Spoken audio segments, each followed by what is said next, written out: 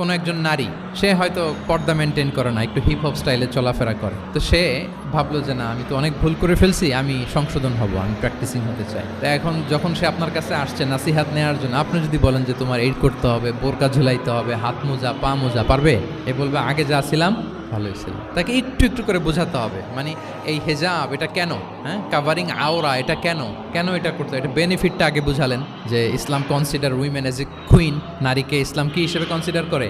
রানী হিসেবে। তো রানীর তো একটা ড্রেস কোড থাকবে, স্পেশাল পোশাক থাকবে, এগুলো বুঝাবেন। সে যাতে একটু নিজেকে গুছিয়ে চলে, শুরুর দিকে আপনি এই বার্তা দিতে পারেন যে একটু গুছিয়ে চলতে হবে। এরপর একটু শালীন পোশাকে যেন সে অভ্যস্ত হয়, এটা বললেন। সে যখন শালীন পোশাকে অভ্যস্ত, তারপরে হেজাবের ফজিলত বললেন, সেজন্য হেজাব পরে। যখন সে হেজাব পরে, এরপরে তাকে নেকাবের কথা বললেন। এইভাবে আস্তে আস্তে তাকে বোঝাতে হবে। কিন্তু একবারে যদি সব চাপিয়ে দেন, বলেন তো আওয়াজ করে, সে কি ওটা রিসিভ করতে পারবে?